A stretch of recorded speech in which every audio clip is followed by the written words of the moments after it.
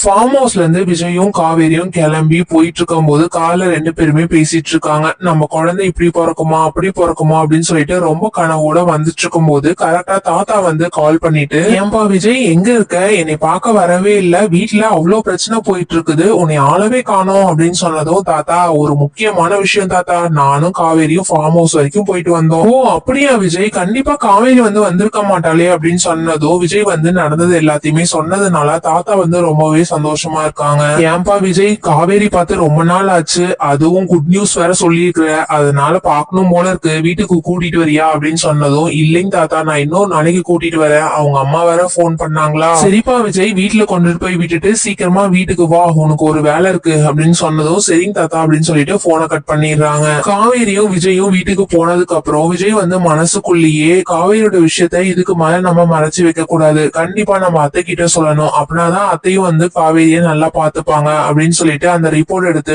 சாரதா கிட்ட காமிக்கிறாங்க. இதை பார்த்ததும் சாரதாவுக்கு வந்து பயங்கரமான ஒரு சந்தோஷம். நான் வந்து வரும்போதே உங்களுக்கு எல்லாத்துக்கும் ஸ்வீட் வாங்கிட்டு வந்திருக்கேன், இந்தாங்க அப்படின்னு சொல்லிட்டு எல்லாத்துக்குமே கொடுக்குறாங்க. அந்த டைம்ல வெண்ணிலா அவங்க மாமாவும் விஜய் தேடி இங்க வராங்க. வெண்ணிலா வந்துட்டு வெளியிலேயே நின்னுட்டு, இவங்க எதுக்கு எல்லாரும் சந்தோஷமா இருக்காங்களே, அதுவும் இல்லாம ஸ்வீட் எல்லாம் கொடுக்குறாங்களே, என்னாச்சுன்னு தெரியலையே அப்படின்னு சொல்லிட்டு நின்று பாத்துட்டு இருக்கும் போது இந்த மாதிரி நியூஸ் கேட்டதும் வெண்ணிலாவுக்கு வந்து பயங்கரமான ஒரு அதிர்ச்சி. வெண்ணிலா அவங்க மாமா வந்து மனசுக்குள்ளேயே இதுக்கு மேலேயே நம்ம பொண்ணை இங்க விட்டு வைக்கிறது நல்லதுக்கு இல்ல, நம்மளோடவே கூட்டிட்டு போகணும் அப்படின்ற மாதிரி நினைச்சிட்டு உள்ள போறாங்க.